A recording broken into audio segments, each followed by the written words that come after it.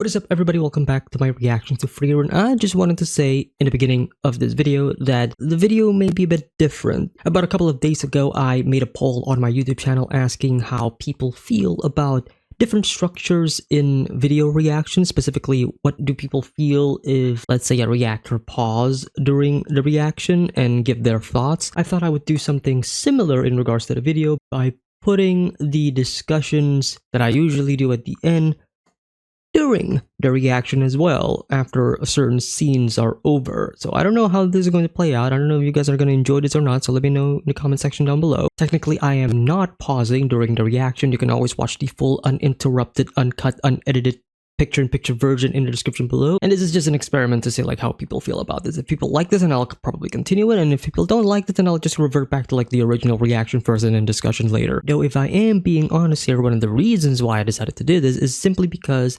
most people don't really watch the discussion portion. Most people probably just click off the video once the reaction is over. So I figured if I put the discussion in between the reaction as well, so basically if you do want to watch the reaction, you have to watch the discussions throughout the entire video, then maybe people will actually watch them and people will actually get more than what they thought they could. I don't know. Again, this is all just experimental. If you like or don't like what you see, let me know in the comment section down below. And without any further ado, let us jump into the reaction. So they say, and of course Frieren knows. Wow, interesting shot. It's been so long that it becomes a fairy tale. Exactly what I said. Interesting as she said that, we're not seeing their faces at all. Oh, beautiful. Yeah.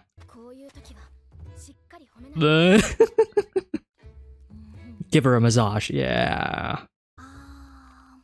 The Stark's like. Oh, that was fun. I really like how the opening of episode 7 basically just sets up like the overall theme and idea behind these next set of episodes in regards to like remembrance and things of the past and how they kind of fizzle out of history, and things that were modern at the time will become older and ancient now. This is something that has been talked about multiple times already in the past, but usually through normal conversations like mid-episode, but not really the opening scene and becoming like the main driving point forward into the episode. Because while this specific theme is very central to the story of Frieren in general, but here it's making it pretty prominent earlier on that, yeah, this is probably what we are going to be dealing with. We're going to be dealing with that just a bit in like I guess the first half of episode 7, when we're going to be going into the city, but then we're going to be moving on to something that is far more grander, far more conflicting towards like the second half of episode 7 and the rest of episode 8. So I really enjoyed this, especially after that we transition into like the episode title, and it's very fitting. Like a fairy tale. Love this theme.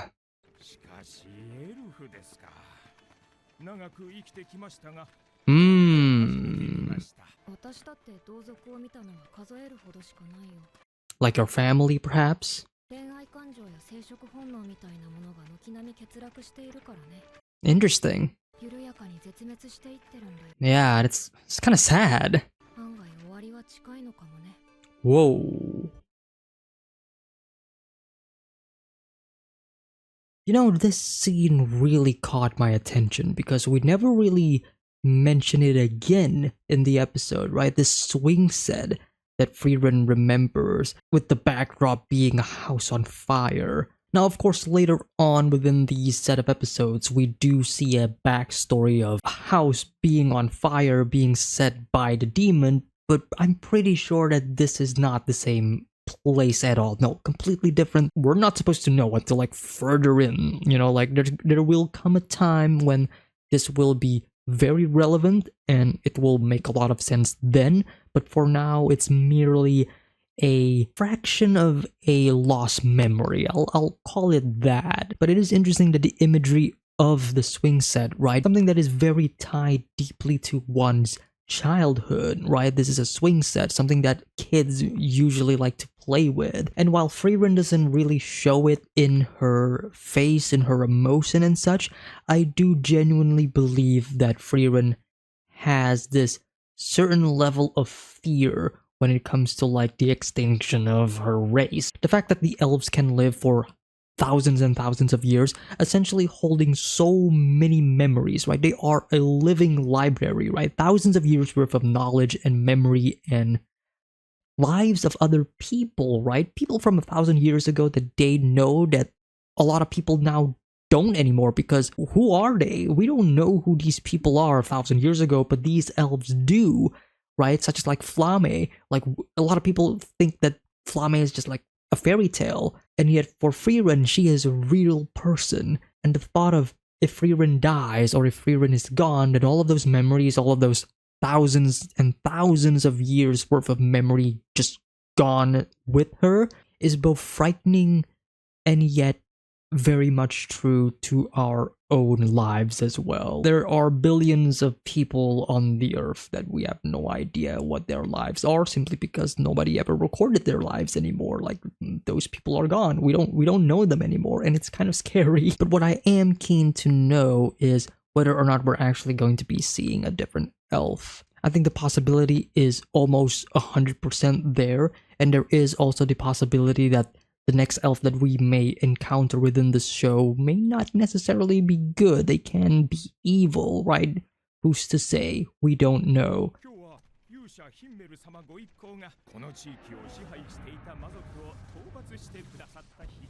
Oh, that is a great sight.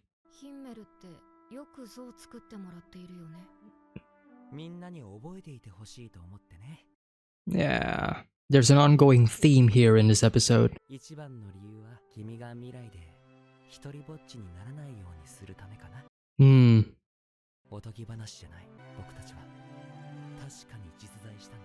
Love that line. I wonder if people will actually recognize Frieren.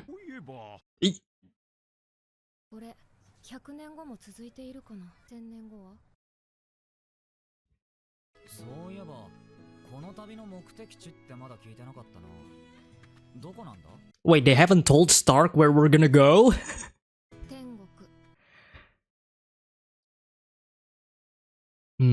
I really like this little detour, if you will, of the party just venturing into the city before they move on to the next city, where there's just a festival that is just celebrating them. It's the heroes that saved the day, tying it all to like the idea of like all of these events, all of these history, all of these memories. Will they still be remembered hundreds, thousands of years in the future? Nobody knows. And I also really like how throughout these set of episodes, and also throughout the show in general, there is this underlying theme of what I guess I can describe as the preservation of history, of these memories, of these events. And I find it to be really, really sweet. Ooh. Scars of battle. A fortress once besieged. Interesting shot. Oh.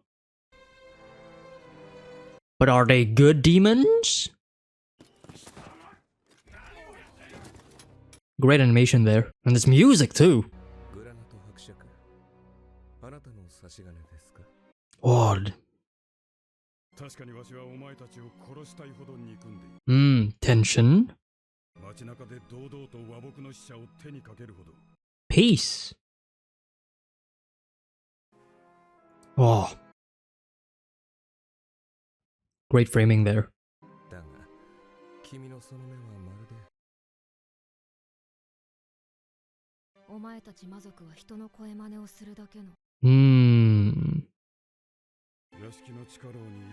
Whoa. Okay. Alright. There is a lot to unpack here, especially in regards to like what happens next within the context of like the episode with the demons and all that such. So I'm gonna save some of it for later, but I think it shouldn't be a stretch to say that some of these moments, especially like Frieren's complete disdain and mistrust towards demonkind can be seen, or at least can be twisted, I would say, into what I can only describe as racism. However, going back to the Lord of the Ring comparison, because of its fantasy setting, I think it's fair to say that some kinds, some creatures are meant to be representations of pure evil, malice, death, darkness, and whatever manifestation or personification of anything that is pure evil or inhuman. I would say there are plenty of mythical creatures, there are plenty of other fantasy creatures and races that are all attributed or are hyperbolic personifications of human nature. Like you can say that the elves are a hyperbolic version of our dignity and our elegance, if you will. But then you got something like the orcs in The Lord of the Rings that are clearly meant to be something that represents our pure darkness and pure evil, something that cannot be redeemed whatsoever. Or if you look at some religious texts, clearly the devil is not a character that is redeemable, right? There's absolutely no mention that you can befriend the devil, then they're not that bad. No, there are plenty of fictional stories that kind of twist that idea and make it seem like, yeah, there's good in them as well, but there are also the classics of like, yeah, pure evil is pure evil, there's nothing you can do about them. And I kind of like how Frieren handles it, especially in regards to the demons. These demons, they do... the only way that I can describe them is like they are literally wolves in sheep clothing. And it's just as how Frieren describes them. They are monsters. They are evil. All of these human naturistic things that they are doing are simply fake. They're mimicking it, right? They're just using them as weapons to manipulate our emotions, our human emotions, to make us go, oh, he cares about his mommy and daddy. No, do not be fooled. And I think this also plays nicely. Maybe I'm reaching a bit too far on this, but I feel like this plays nicely into like the difference between the worldview of the young and the old. And what I mean is, older generations probably see things, especially in regards to like fiction, sees things that are more black and white. There's good and then there's evil. I mean, look at religious texts, sacred teachings of various different religion. There is good and then there is evil. Evil cannot be good, good triumphs evil, and then there's the personification of both good and evil. There's God, there's the angels, and then there's Satan, there's the devil. There is no middle ground, right? It's the ultimate story between good and bad. Whereas nowadays, a lot of stories revolves around the gray area where, yeah, the bad guys can also be good, they can be redeemed, maybe they have a sad backstory and we will feel sympathy for them and maybe even empathy and we will care about them and they're not that bad. And these two set of episodes obviously are focusing more on the fact that, yeah, Frieren being the old guy, I mean, thousands of years old, Frieren being the old person in the room here, that obviously knows that, yeah, those people are bad. Those evil demons, they're called demons for a reason. We call them demons because they're demons. Don't trust them at all. She is the one who knows, and it's hard for like the newer people, like especially like even Himmel and the old party members, where they're like, but the demon is young. He's like a child, and we'll get to that later on within like the reaction. But I just think that it's such a cool way for us to like explore this concept, because personally I haven't seen this concept being explored that much. Usually it's one way or the other, right? It's usually either, yeah, it's always good and bad, or the gray area, but never a confrontation of like, where's the line, where's like the difference between the two, where can we say that the good and evil can be gray, and where can we say like there's no such thing as a gray area, it's always good and evil. But before I continue further with this, to the dungeon we go.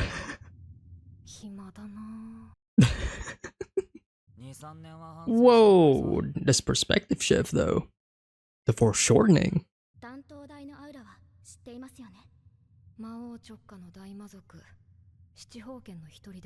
Okay.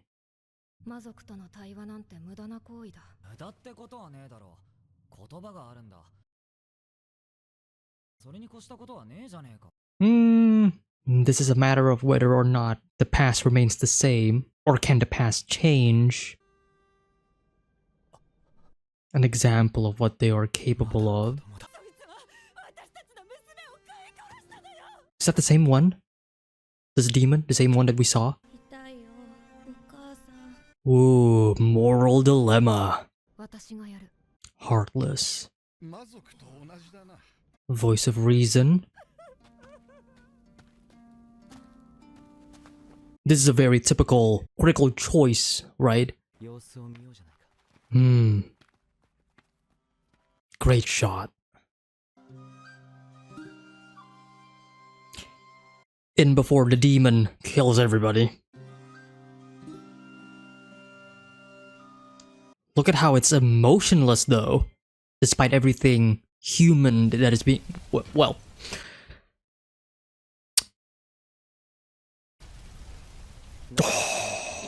those eyes. Yeah.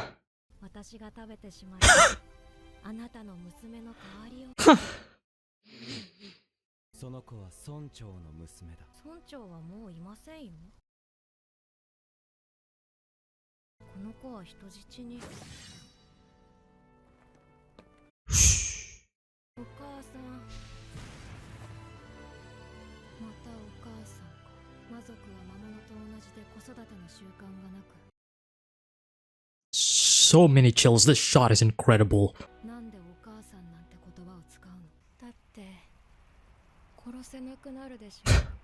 Logic versus emotion right there. Okay. That entire scene was bone-chilling. It was super well done. It is the harrowing reminder that, yeah, don't reason with evil. They're evil because they're evil. They're called demons.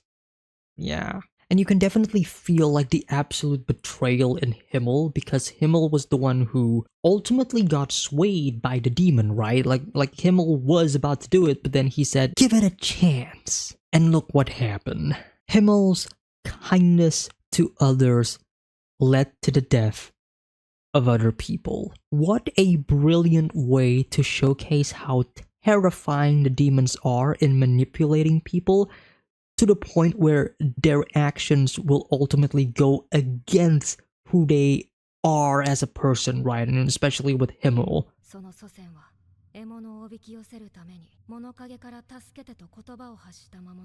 Playing with our emotions.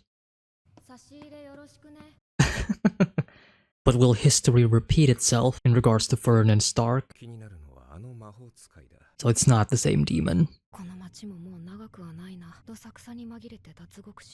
You're not going to help them, Frieren? Was killed by demons?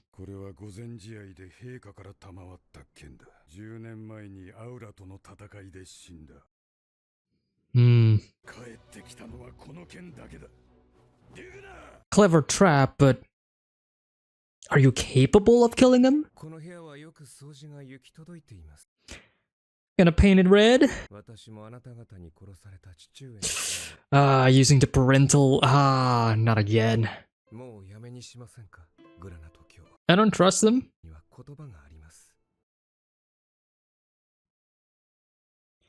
For once, I'm like, nah man, I don't think these demons can change their nature, unfortunately speaking. They got him. They got him.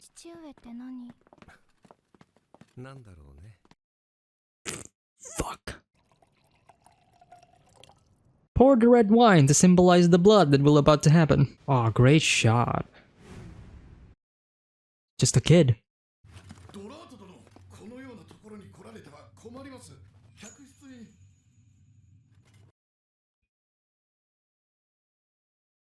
Okay. お前を殺しに来た。 Good luck. リグナー様の見立てによれば、この少女が我らの唯一の障害。 Bro. Oh, you're fighting against the main protagonist? The girl that can けど私強い。 probably summon a nuke? 俺よりもか。 No, stronger than your boss. そうは思えない。 Oh, so many great shots. 決着はついた。 Really now, judging from Frieren's expression. She's pretty calm. 今の魔族はダメだね。実戦経験が少なすぎる。 That cut was...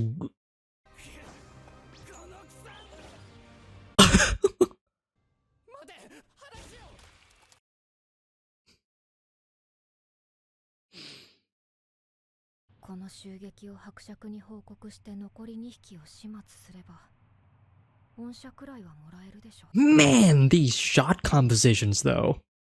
衛兵が死んでる。 Thank you, Mrs. Obvious.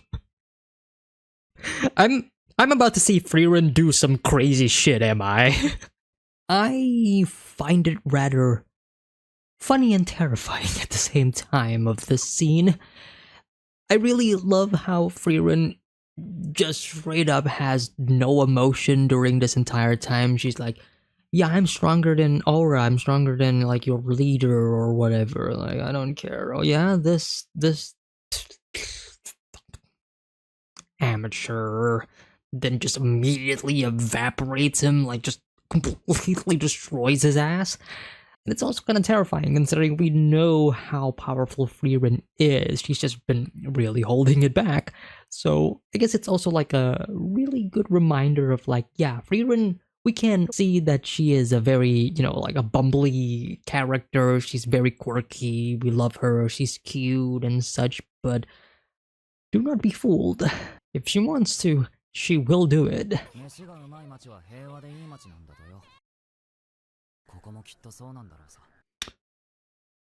Enjoy the peace while it lasts. Oh, that won't be necessary. You can feel his aura? Ah. Hyper-focus. Hyper-focus on the one thing that has a chance of stopping him.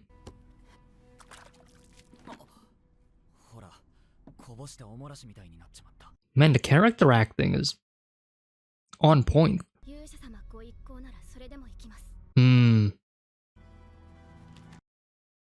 Yeah.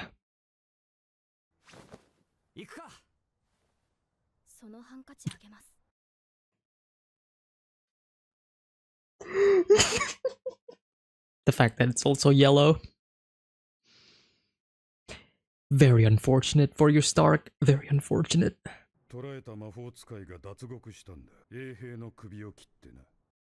Ah. Damn it. Unless maybe he's not dumb at all. Yeah, it's very sussy. Alright. Interesting shot of the lion in the back facing towards the dude.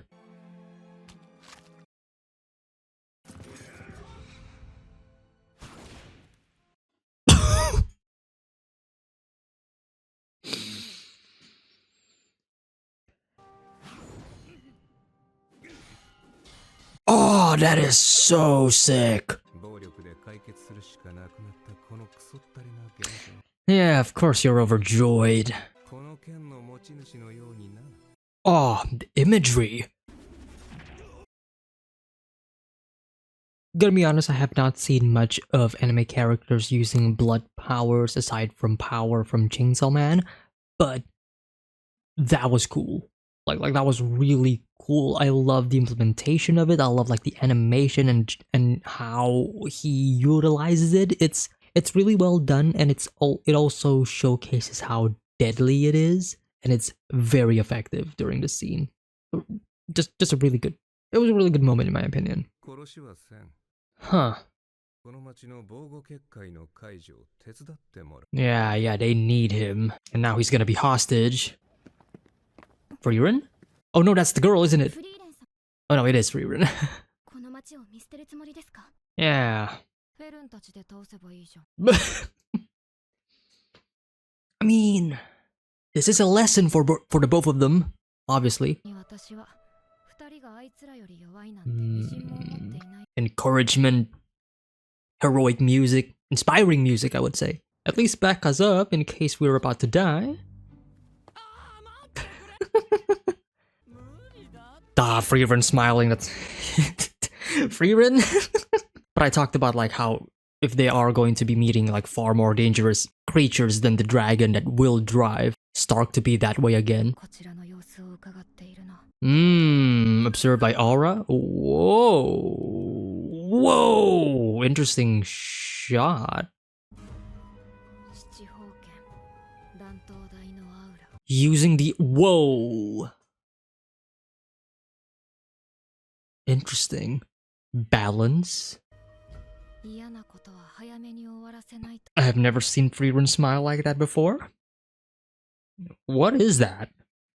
Bloodlust? See, now that is terrifying. When I said that Frieren didn't have that much emotion in the beginning of the episode when she decided to like destroy that other demon and such, you know, she's kind of smiling here and there, but this is the smile of somebody who's like, finally, a worthy opponent. And you could also say that it's been probably so long for Frieren to have this type of combat, and this is something that we don't really get to see much of from Frieren, and that is of course her combat experience with her original party member all those years ago. We've seen them fight against incredibly fascinating and terrifying creatures of the past, but most of it has been focused on like some of the other characters and not Frieren herself.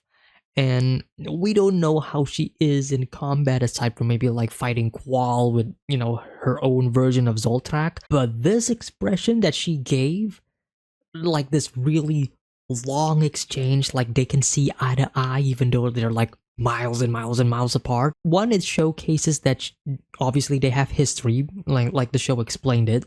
Duh. It almost feels a bit personal. At least that is the vibe that I am getting. So Frieren really cheekily just told her apprentices to like, hey, yeah, take care of the demons in the city while I take care of like their leader outside of the city with the army of the undead. Okay? Okay.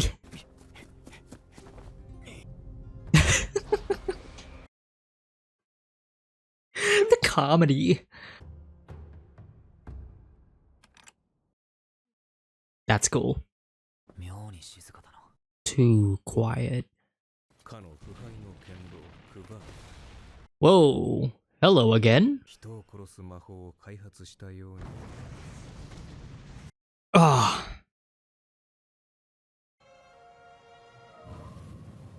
Oh. Chills. No pun intended. I love the imagery of the blanket. That is cool.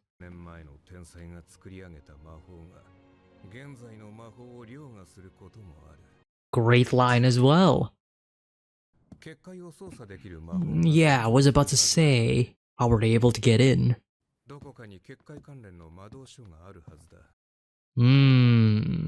Grimoire from Flame? Like an actual one?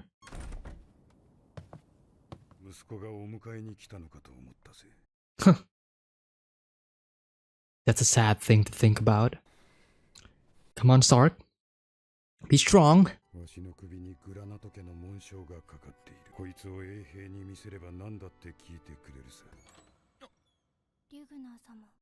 Oh shit.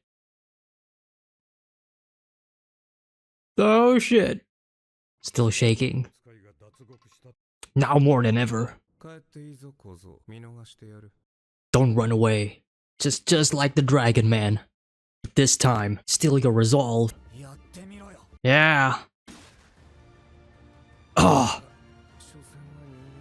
That's what makes him strong. But I am not alone. Yep. Ah, classic.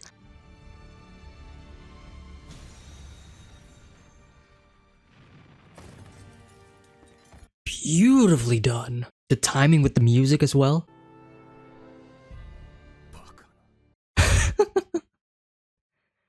Oh, you're in for it. Yeah, it's the same one that Qual did. A mere attack spell, right? Yep. Oh. The callbacks. Well, this is my Zoltrack now.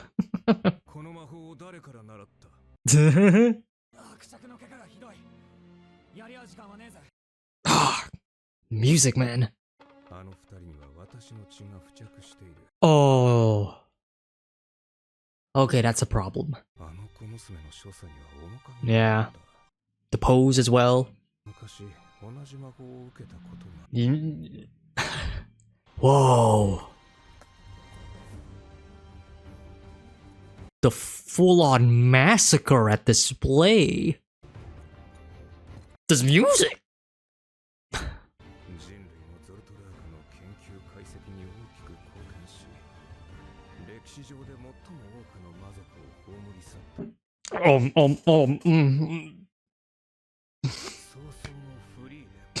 Frieren nah, bro. And what a way to end your episode. Like, what a tease. It's great how what we kind of talked about in the beginning of episode 7 in regards to like history, remembrance, preservation, and like things of the past and how it is in the future or in the present, all being tied up again towards the end of episode 8 with Zoltrack being reused again. Love the callback to like that episode with Qual. And it even goes to show how the demons now still has not adapted to the fact that humanity has used this weapon in like basically ordinary everyday life. Like that fascinates me a lot. Like how we as humans have rapidly evolved to adapt ourselves to our surroundings, while our surroundings, our environments, and in this case, the demons, have not fully adapted to our evolution, if you will. Like I find that to be a rather interesting and fascinating plot detail because, yeah, that's humanity. That's basically us. Like we evolve so much, and yet our, I would say, nature. I'm just going to collectively say everything that isn't us to be nature. Like, nature has not adapted to us. We adapted to nature. The demons here are also a part of nature. They're having a hard time adapting to us, right? They're still using old tactics like, hey, yeah, mommy, daddy, and all that stuff. But in regards to, like, the things that they try to essentially destroy humanity with, you know, like the spell that is like the killing spell and such, now it's just like normal everyday life. You can say you can completely attribute that to like the fact that humanity can harvest the power of a natural disaster to power electricity and such, you know, like that is a thing. That is a thing. And I love how we are exploring it through the lens of a fantasy setting. That's really cool. These two set of episodes of Frieren are fantastic. I really, really love these two sets of episodes. They're probably one of the best episodes of the show, in my opinion. I mean, from a... I would say from like a narrative point of view, like this is probably like the bigger threat that we are currently facing. You know, like we are umping up the ante. Of course, we got Qual, and then we got the dragon, and now we got this. And this is something that is far more dangerous and hard to accomplish simply because there's far more at stake. There's people involved. There's more lives in danger. Then there's also the moral and logical dilemma, especially in regards to like the demons and all that such and how they interact with us, and the constant play in emotion on like, is there redemption to them? Can they still be good? Because usually stories will tell them that, hey, the bad guys that you think are the bad guys may not actually be, bad as you may have thought they would. But I feel like this is going to pretty much say, no, they're the bad guys because they're the bad guys. We call them the demons because they're the demons. And if that becomes the case, then I don't mind at all. It's like the it's like when you, look, if you're watching the Lord of the Rings and then you meet an orc, do you think like, could there be a good orc in one of these gangs of orcs, the people who worship Sauron and like the Dark Lord? Is there a possibility? No, absolutely not. They're all bad, they're all evil, we don't care if they have feelings. They're just manipulating you, and that is exactly what these demons are trying to do. Still curious to see like how the next set of episodes are going to play this out, but I feel like it's pretty much set in stone that yeah, there is no negotiating with them, and I like that approach. Most time, I mean nowadays it's mostly like, hey, yeah, we can show them forgiveness, we can show them goodness and such, but I feel like Frieren is just gonna say no to them and like, hey, I've been fighting them for like hundreds and thousands of years. I know they're bad, and they've always been bad, and this is proof. They killed a bunch of people, they killed a bunch of knights. Screw them. I will annihilate them. And you know what? She has my full blessing. If we're gonna see an absolute genocide of these people, go right ahead. Okay, jokes aside though, fantastic set of episodes. Really beautiful stuff, great animation, great production value, the music as well. I think we heard a lot of really new music as well in these set of episodes. Really fantastic, set the mood of like the scenes and the story all throughout really well. And I love how some of the story beats and some of the scenes play nicely with the music. Like it syncs up pretty well, like how the scenes are cut and edited just for like the music to swell and just make things all the more emotionally heavier. And yeah, fantastic, just fantastic. And also like the character acting as well. Like there's that scene of like Stark just shaking and everything. Like that was good. That was really good. Really enjoyed these set of episodes. Really fantastic. Frieren continues to be one of the best shows that I'm watching this season, this year. Production value has been incredible.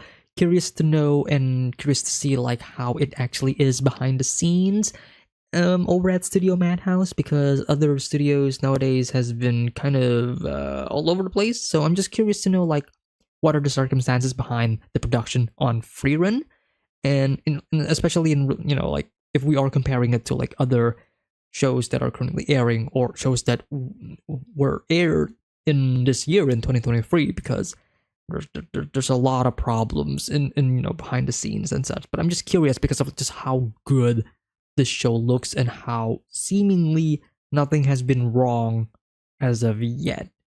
So it would seems.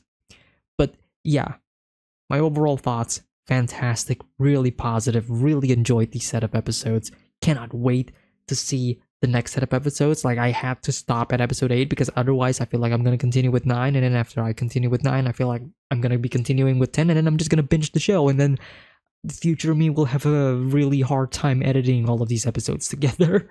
So thank you all so much for tuning in and sticking around and just enjoying my reaction to this show. Hopefully you guys enjoyed it. Thank you all so much. Leave your thoughts, your comment section down below in the in the comment section. Let me know your thoughts, your opinions. I want to hear about them, and I will see you all next time for the next set of episodes of Frieren. Maybe I'm only going to be doing 8, maybe I'm going to be doing, sorry, not 8, 9, maybe I'm going to be doing 9, maybe I'm going to be doing 9 and 10. I don't know. We shall see. But see you all then. Take care. Have a nice day. Peace.